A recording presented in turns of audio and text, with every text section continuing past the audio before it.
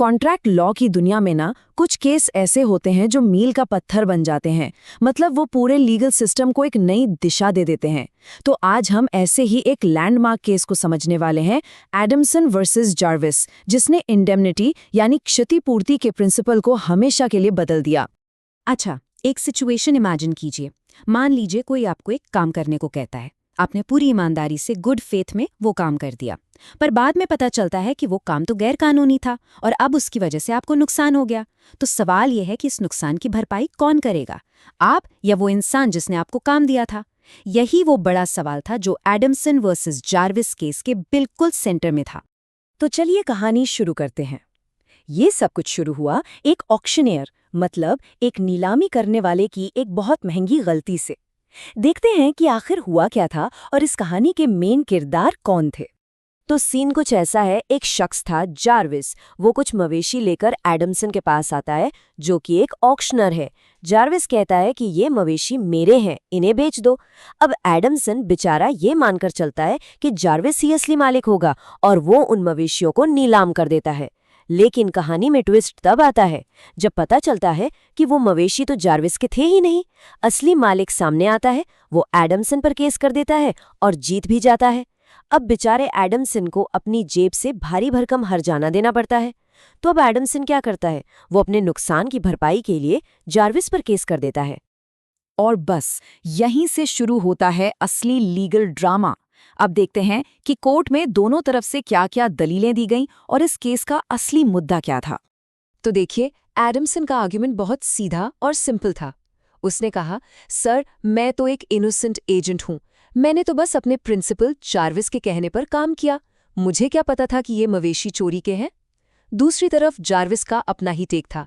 उसने कहा, हम दोनों जॉइंट रॉन्ग डूअर्स हैं, मतलब इस गलत काम में बराबर के हिस्सेदार, और एक गलत काम करने वाला दूसरे पर केस नहीं कर सकता।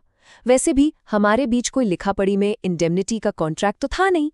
इन दोनों तरफ की जबरदस्त दलीलों के बाद कोर्ट ने एक ऐसा फैसला सुनाया जो इतिहास बन गया। चलिए अब देखते हैं कि कोर्ट ने आखिर क्या फैसला किया और क्यों। कोर्ट ने एडमसन के हक में फैसला सुनाया और कोर्ट का जो रेशियो डिसिडेंडी था, मतलब फैसले के पीछे का जो मेन लीगल रीजनिंग थी, वो कमाल की थी।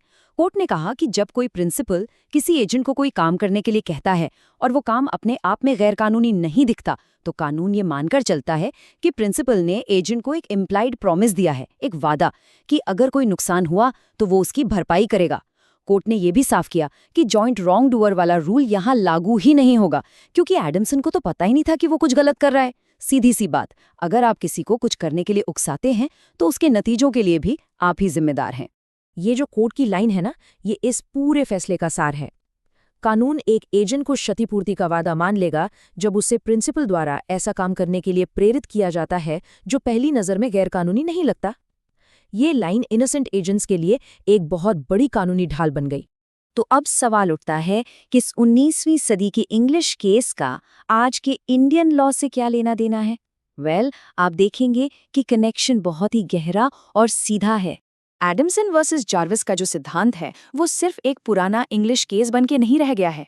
इसी प्रिंसिपल को सीधे सीधे हमारे इंडियन कॉन्ट्रैक्ट एक्ट 1872 के सेक्शन 124 में जगह दी गई है, जो कॉन्ट्रैक्ट ऑफ इंडेमनिटी को डिफाइन करता है।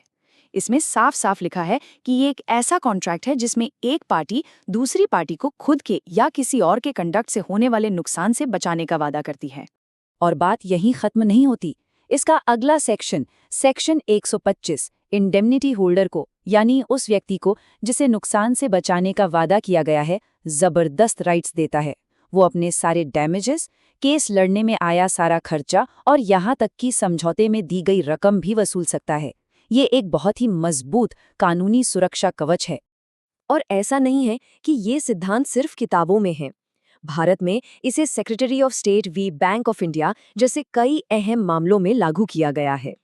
इस केस में तो प्रिवी काउंसिल ने, जो उस समय भारत की सबसे बड़ी अदालत थी, एडमसन वी जार्विस के तर्क पर मोहर लगाई थी।